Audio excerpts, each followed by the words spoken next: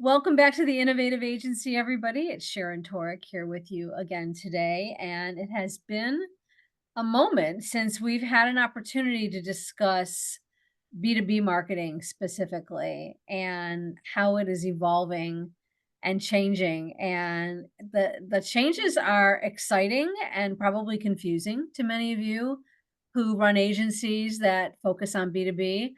And it's even doubly challenging when your clients are frequently tech companies because marketing for them seems to be its own animal anyway. And the client avatar is very unusual when you're working with a B2B tech company. And so I'm very excited to have an expert today to help us talk about it all. Kate Vasylenko is the founder and the CEO of 42DM, which is a B2B tech company marketer. And I am excited, Kate, to have this conversation with you today. I'm looking forward to learning because, as I said to you earlier when we were talking, we've heard a lot about the changes in the B2C consumer marketing space post pandemic, post AI. But we don't talk as much about B2B and how it's changing. And so I guess that would be a great place to start. First of all, welcome. And then I'd love to know what are some of the major patterns and themes that you're seeing emerge um, in how the marketing world is changing for B2B tech companies. Thank you so much, Sharon. It's amazing to be here today, and thank you so much for inviting me. Yeah. Again, as you mentioned, I'm Kate Vasylenko. I'm CEO and co-founder of 42DM, a B2B marketing agency for tech companies, full service agency. So yeah, I'm very excited to chat about the trends, and yes, a lot of happening. And those a lot, it's not only pandemic, it's also AI revolution, and everything is impacting the way people and especially B2B buyers are searching for the relevant solutions. And as well, as you've mentioned, we are dealing with the tech businesses. And those businesses, those products are complicated to find. People need a lot of things to discover in advance before they find the right solution. And to find the solution right now, before that, you needed to do, before AI revolution, before social media revolution, you needed to do a huge hell of a job as a buyer to find the relevant information. You needed to identify what exactly do you need to identify the category, the problem you are having, if even there is a solution for this problem. So probably for that, you will go to Google and identify some of the patterns, some of the technology that can be a good fit. Then you go, you identify the category that's amazing. Then you go to G2 or to Gartner or to any other report to identify the top solution there. Then you go, you read all of those websites, then you do the comparison table, you bring it to your decision maker and so on and so forth. And this is endless process. And young people do not like to do that. They like to actually buy everything in one click. And the youngest generation that is entering the workforce right now, like Gen Zers, they actually like to buy everything on TikTok or Instagram. They get used to that, not even on Amazon, on social media. So how do they deal with all of those changes and how the older generations are dealing with all of those changes?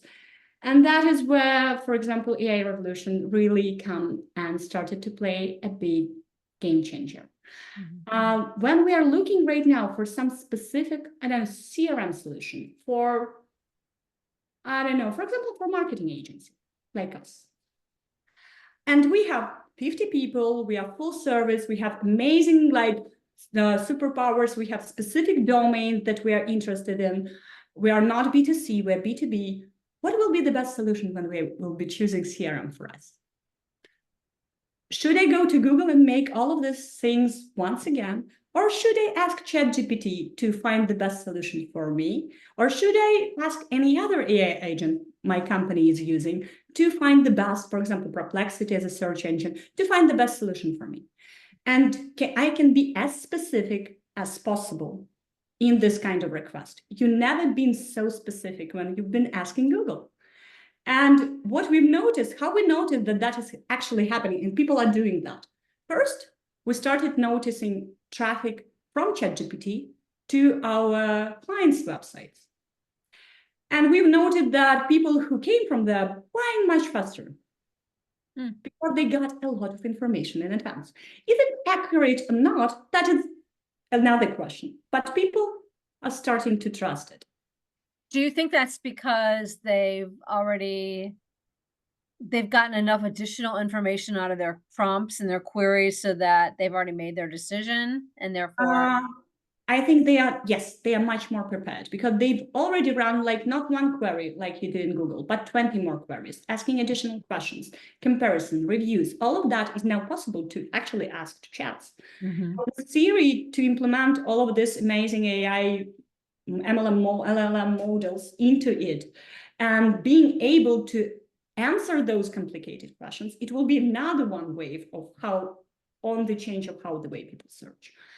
And that is already happening. But the second thing that we've noticed that is happening is we started to see very long queries on Google. You've never seen this kind of long queries at Google, like 15 words or something like that. People are asking that, not because they really Google will really answer that, but because they get used to do that with the ChatGPT or other tools. right with their prompt engineer. Yeah. Yeah. And that is a very interesting change. And when we noted that, we see, okay, that is happening. And Google cannot cover that.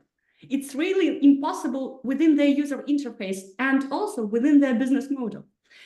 Because when you think of how Google make the business, they make the business on you, like on showing you ads, on paid search, very easy model.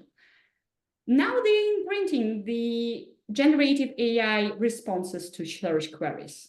But if I want to clarify the request, it is impossible to keep the dialogue within their user experience. And that is why this kind of things will not going to work with Google 100%. They either need to shift pretty significantly, or people will stay on the environments which are more convenient for this kind of searches. Right. So how has this changed the way you are designing your campaigns or creating your strategy recommendations for your B2B clients as a result of how you're seeing, and this is just one example of a Yep. B2B tactic, right? I mean, but it's the one that probably is the biggest pain point for brands who want to be found and who would love for the decision cycle to be shortened, right? Because that's one of their biggest complaints is it takes too long to sell what we sell, to get a decision made. So what are you doing with all of this in terms of how you're advising your B2B clients from a strategy perspective? That is an amazing question, Sharon. And you actually noted that very right. Yes, in case that is happening, that will be a great, like, amazing thing for B2B marketers and B2B salespeople, because that means that they will be getting more ready to buy clients. But how to get into those like recommendations of GPT AI agents and generative search engines? That is like three things that are really hard actually to do, but are possible. First of all, for your relevant queries in your relevant category, you need to be in top 10, ideally top 5 results. So that means even the SEO will bring you less traffic. You need to be on SEO on your relevant request to be noticed. But that is not the only thing so far is known to be analyzed by AI agents and AI models. Another one thing that they analyze are the reviews, and those are plenty of them, and the additional information. So SERM, like search engine reputation marketing, is becoming also very important tool to push your reputation forward. And another one very interesting thing that becomes more and more important, that is niche targeting. If you are saying that you are for some specific, the solution for some specific industry, you will be compared to the solutions of this industry. And if there is not so huge competition within your industry on industry specific solutions, that means you have much higher chance to success. Right. So you can win more and you can win bigger with the new I'll call it regime of being found online if you're very focused in Yeah. on a niche, whether it's an industry or a product category, whatever it might be. Yeah. Um, so, and then are you helping your B2B clients figure out how to talk about their niches or to form niches? Is that something that you're spending more time with them to do? Yeah, that is exactly what we are spending a lot of time with them right now. Because the more specific, the more precise we are in the positioning for our customers, the more chances for them is to get the go-to-market strategy that will really win the market for them in this new reality. Mhm, And again, with that said, everybody like those search queries are becoming longer. So optimization for those longer search queries mhm, also means optimization for the search queries that are existing in the agents and in chats.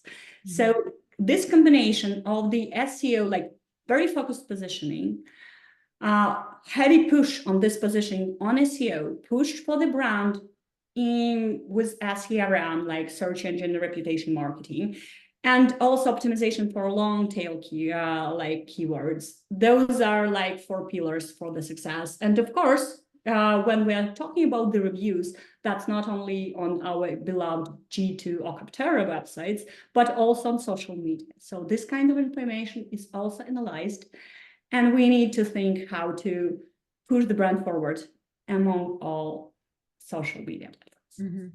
You know, and I don't think we think as much in B2B about, especially for tech companies, I would imagine, I'm just guessing, but we have not thought as much about the critical nature of a review program in the past as we need to be thinking now, according to what you're saying. I mean, we've always known that those were important and now critical for consumer generated or targeted services, but now for B2B companies, it's becoming, I mean, our B2B purchasers are looking at those just as much for when they need to buy our consulting services as when they need to buy a new lawnmower, which was not always the way that it was. So that's a major switch as well.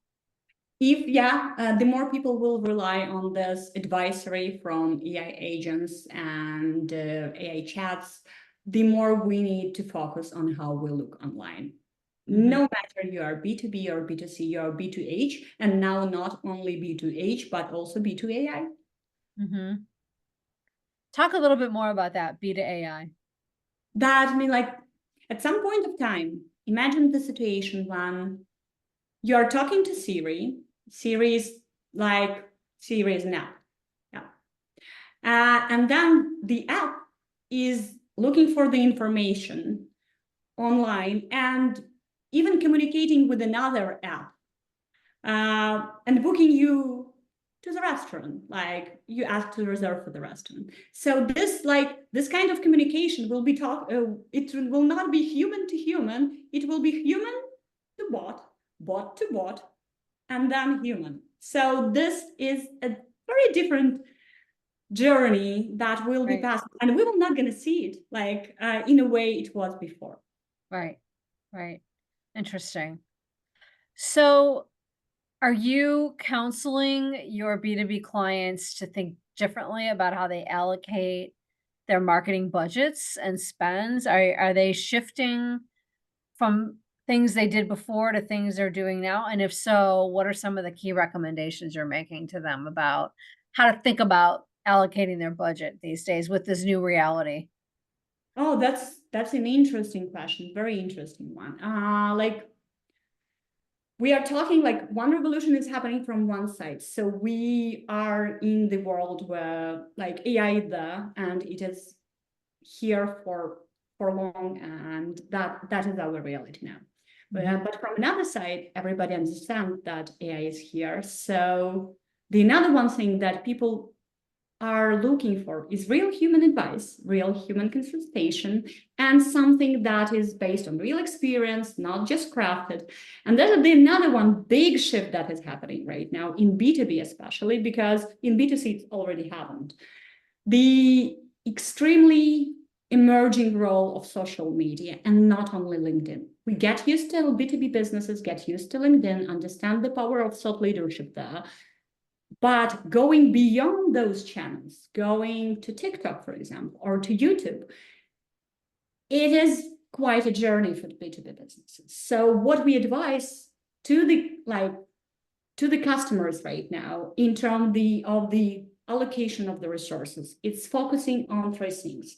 Think of inbound marketing journey as extended with the experience of people communicating with the chatbots. And that means consider a more detailed, like how you look online, not only what you write online, but also how you look online, and consider that very carefully. Choose your niche, be positioned properly, then will get the proper inbound demand. It can be lower volume of traffic. It will be much more high quality and converting traffic. The another one direction that you need to allocate your resources is to pushing you through social media and being really omni-channel and building the real omni-channel distribution, even if you are a B2B brand. Why this is happening? Again, we have amazing younger generations entering the workforce, doing the primary research. And they are looking for advisory, and they are looking for advisory not on LinkedIn. They are looking for advisory on TikTok. And they use TikTok as the search engine. Some of them as the #1 and primary search engine. For right now, like TikTok is 17%, like people are looking for the information on TikTok. And that is not only about our consumer requests. It's much broader spectrum, especially for younger audiences. Yeah. Being there and being helpful and navigating, that is something that is incredibly appreciated because this is a real experience that you are sharing.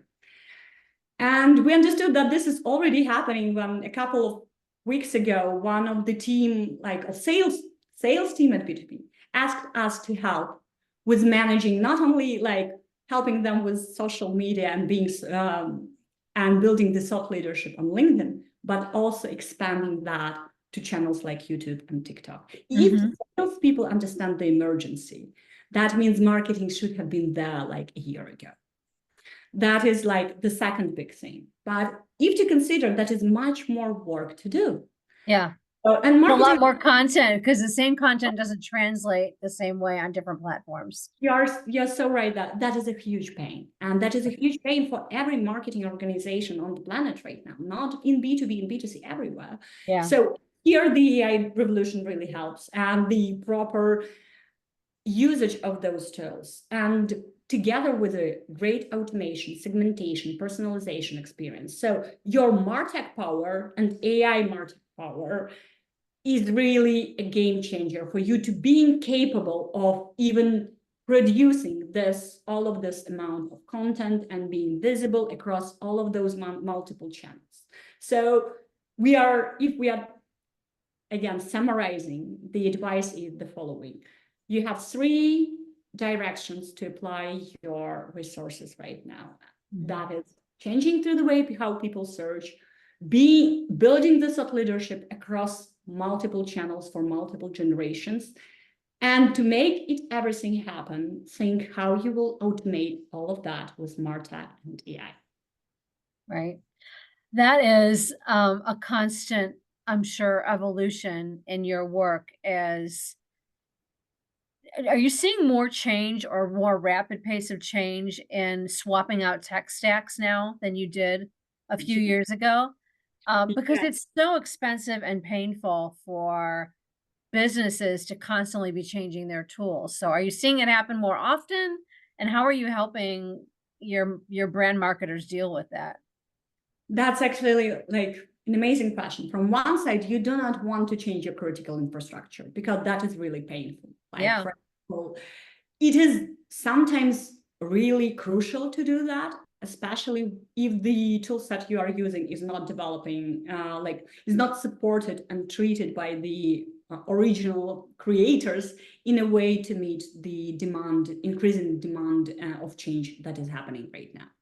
And there are some of those tech stacks that are like not moving in the right direction, I would say. Right. But if we are saying but also the crucial thing is a lot of new things are happening every day. And for marketers, it's extreme form of factor that is like happening. What if I missed something important that will help me? What if I really missed the point and didn't implement this tool, and I'm right now not as productive as I could be, and I cannot manage all of this workload? I really need this productivity. So for that, it's actually very important, to have this good partner on your side that is dealing with all of those changes every day for every client and knows what really works, what not. And we hear that a lot from our customers. Should we do that? Or we just need to stop here? Or like, do we really need this solution? They're pitching us. We don't know if we can even apply that. Can we integrate that properly? And so on and so forth. So we are really consulting and advising our clients, not only on strategic part, but on how to make this strategy work and how to build it, the foundation for the strategy in terms of technology. Right, because you certainly don't wanna come up with a killer strategy and then be hampered by the client's inability to either implement the new tool or the capacity to add a new tool or whatever it might be. So I can totally see how that would, be a pain point between agency and client on advancing the strategy. Yeah. Um, so I don't wanna just reduce automation to tech stack because it's more than that. And so what are some of the top ways or some of the top conversation points between agency and client about automation of some of the key factors in their marketing strategies?